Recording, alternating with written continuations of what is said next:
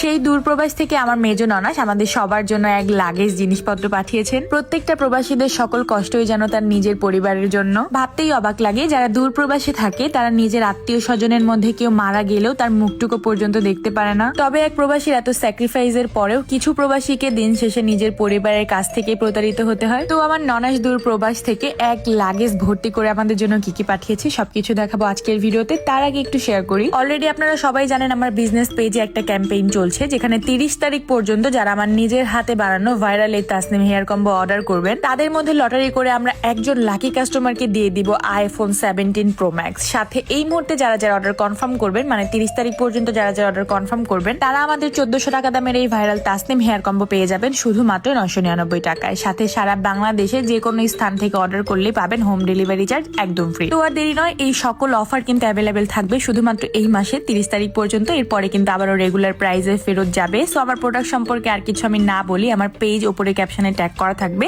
সাথে আমাদের হোয়াটসঅ্যাপ নাম্বারটা কমেন্ট বক্সে দেওয়া থাকবে। আজকে খুব সকাল সকাল দূর প্রবাস কানাডা থেকে আমার মেজো ননা সুমি আপু আমাদের সবার জন্য ব্যাগ ভর্তি করে এক লাগেজ জিনিসপত্র পাঠিয়েছে। সেই ব্যাগটাই আসলে আমাদের হাতে এসে পৌঁছেছে। তো সবাই মিলে আসলে সেই ব্যাগটাই আনপ্যাক করার পালা ছিল। আমরা সবাই মিলে ব্যাগটা খুলতেছিলাম। সবার জন্য কিছু না কিছু পাঠিয়েছে, বিশেষ করে আমার 2 ছেলের জন্য, আমার ননাসের একটা ছোট ছেলে, সবার জন্য আসলে ছোট বেবিদের জন্য সবকিছু বেশি বেশি পাঠিয়ে দিয়েছিল। এখানে আমাদের 2 জালের জন্য 2টা ব্যাগ পাঠিয়েছে সেম রকমের, মানে আমার দেবরের ওয়াইফের জন্য একটা, আমার জন্য একটা। আমার মেজো ননা সুমি আপু, ওনাকে নিয়ে না বললেই আসলে নয়। উনি দূর প্রবাস কানাডাতে তার পরিবার নিয়ে সেটেলমেন্টে আছে, সবাই ওখানেই থাকে।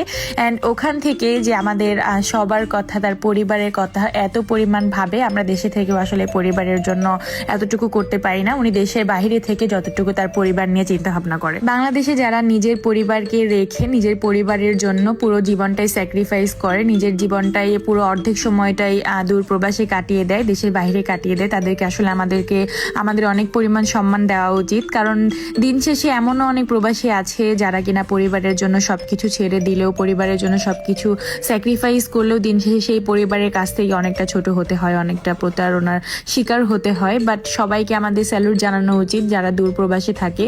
সেই দূর প্রবাসে থেকে হাড় ভাঙা পরিশ্রম করে, পরিবারের জন্য ভাবে, পরিবারের সকল সদস্যর মন জয় করার চেষ্টা করে, খুশি করার চেষ্টা করে। আমরা তো ভাই কিছু বাঙালি বাংলাদেশে থেকে দূর প্রবাসে যারা থাকে তাদের কাছ থেকে অনেক বড় বড় জিনিস আশা করে বসে আছি, যে সে বিদেশ থেকে আসলো, কেন এটা দিল না, ওইটা দিল না।